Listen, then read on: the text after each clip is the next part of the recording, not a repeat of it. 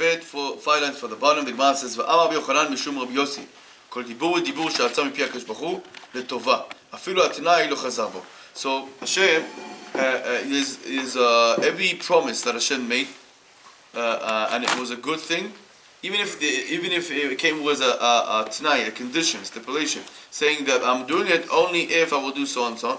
Still lo chazar bo. Since there's a good thing that, so to speak, came up from Hashem's mouth, Hashem will keep His words and He will do it. Menalan, and from where do we learn that? Moshe Rabbeinu, we learn from Moshe Rabbeinu, שנאמר, הרף ממני ואשמידם, ותעשה אותך לגוי גדול, ותעשה אותך לגוי עצום. Okay, so the Gemara says that when Am Yisrael commit this terrible sin of the golden calf, Hashem said, I'm going to destroy them, and I'm going to make you a great nation, a powerful great nation. It means that you will have many children, many descendants. So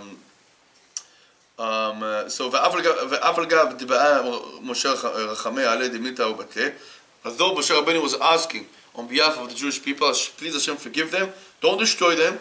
So if he said don't destroy, that means, and also don't bless me subsequently, right? Because if he doesn't want this blessing, Hashem said, I'm going to destroy them and make you a great nation. That's it, that's the condition. But Hashem didn't destroy them. But yet, He kept His word and He made Moshe Rabbeinu a great nation. For Moshe Rabbeinu, a great nation came out from Moshe Rabbeinu. We see that his children were great. He had many children. As we know, the children of Moshe Rabbeinu are Gershom and Elazar. In Divrei Ahaim, we bring all the history of our fathers. Gemara says that the children of Elazar was Rechaviah, Harosh, and Bnei Rechaviah, the children of Rechaviah, meaning the grandson of Moshe Rabbeinu, Rabu Lemala. What is Rabu Lemala? Gemara says, Tana Rabbi Yosef, Lemala Mishishim Rubo, more than 600,000 children. Right? And how do you know? They don't mean literally children. Grandchildren. Okay. Descendants. Tzetzaim, of course. Yeah, Tzetzaim. Gemara says, and how do you know that it was more than 600,000 children? Because Gemara says there is a Gzerah Shavah. There's a link. It says, it says here, Rabu. Rabu, it could also be used as to fulfill a multiply. And it says also in Chumash Shemot, the very beginning, Ubnei Yisrael Paru v'shirtzu v'yibu. Right? It says v'yibu, meaning that they got the increase, they got great, and they got the numerous, and they fulfill a multiply. And v'yibu, as we know, over there, it was Shishim Ribo. It was 600,000 children. So just as over there, there's 600,000, the same thing here, Rabu Merosh. Rabu, it says Rabu Lemala, more than 600,000. Okay? More than 600,000, that's what we learn. That's how we learn that Moshe Rabbeinu had many, many children. So you see that even that Hashem said that a bad thing will happen, but it will. But also, I'll promise you that it will make you a great person.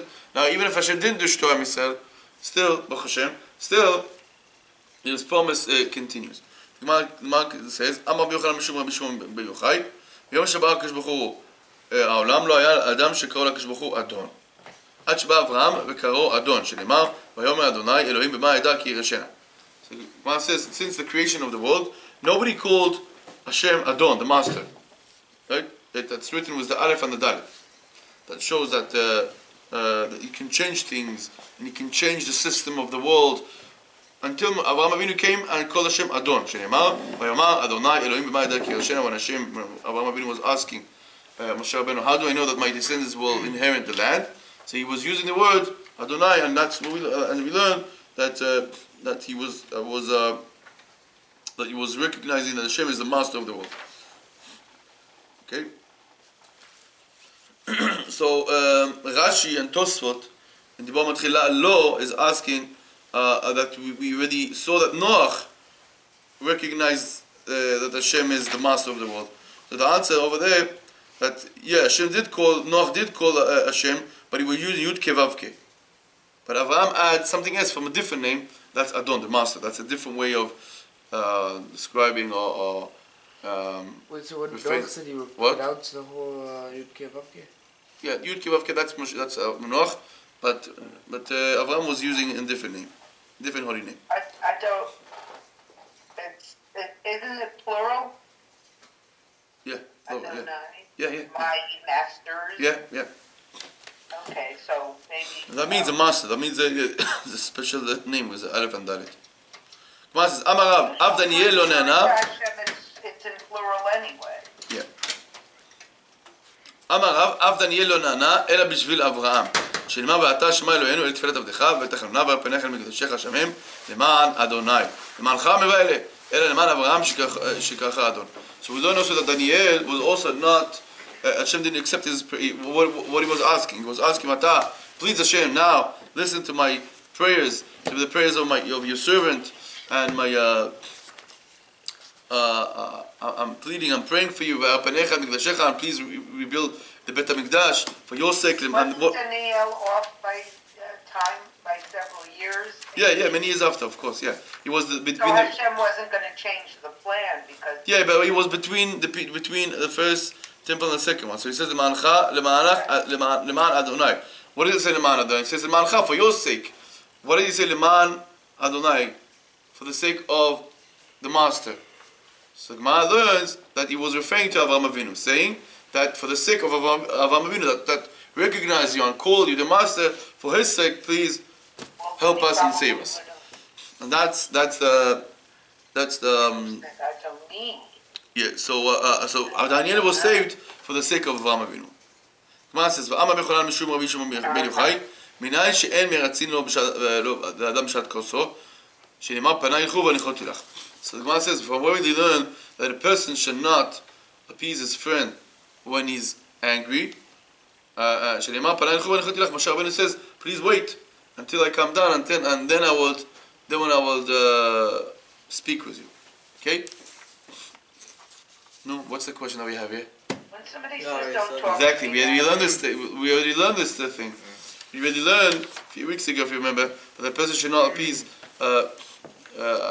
Try to don't try to talk to somebody when they're angry. What? Appease the person when he's angry. Appease the person when he's angry until he comes down. So we already learned that. So the Ben Ish Chai says in Ben Yonada that the reason why it's written twice, he says, to show how important it is. Right? It reminds me of the parasha, Parashat Chai Sarah. Right? We talk about where Avraham Avinu, that he purchased the land, the cave, the field. Right? And it says twice. The Ahaim says, why do we say twice? To show the first time it's just a technical thing of purchasing the land. The second time, it's to show how important it is. Okay? So the same idea, you can say that Ahaim apply also here. That, yeah, Chazos. Right. Others explain that he heard this statement from different rabbis.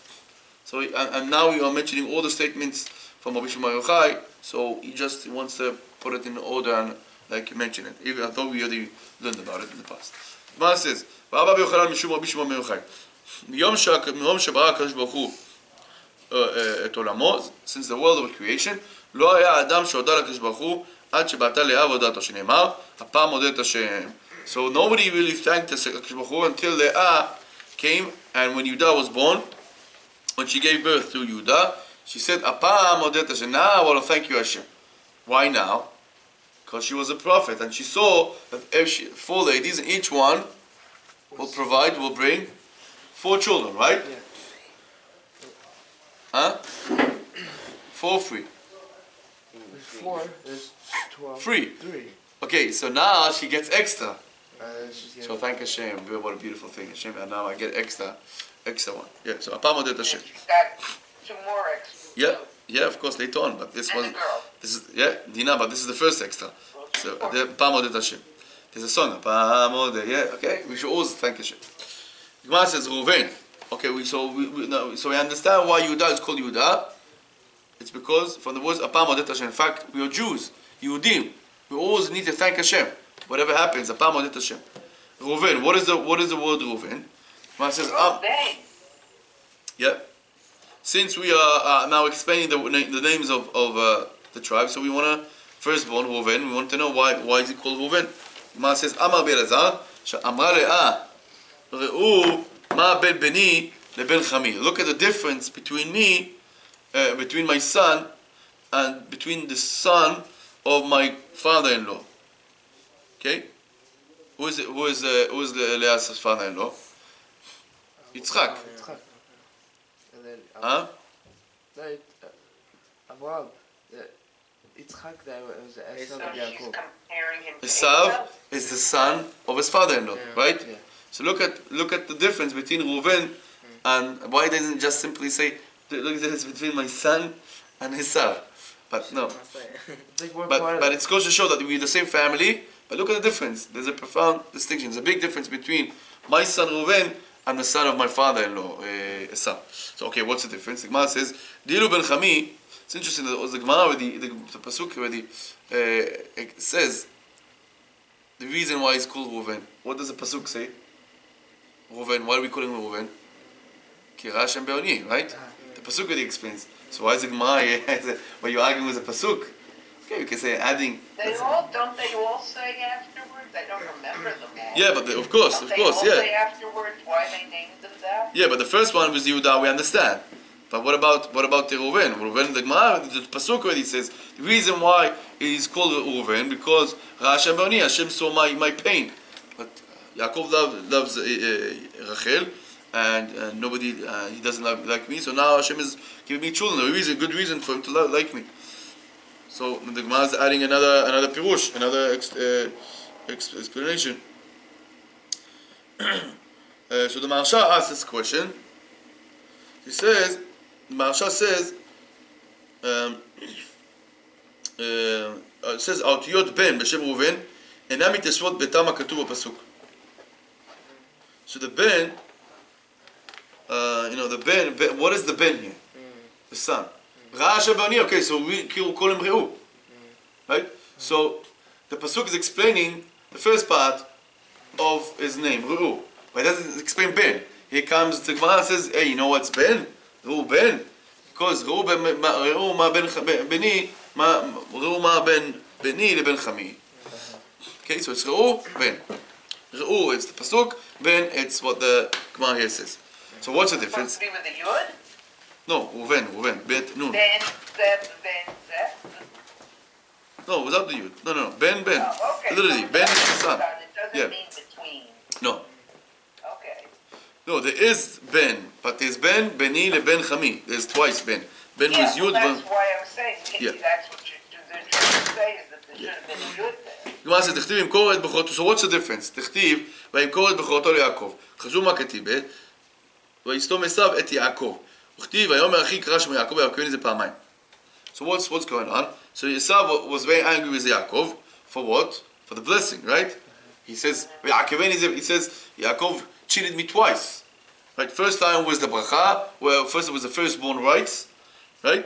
And the second is because he took the bracha. Instead of getting a bracha from my father, he took the bracha from me. So he says,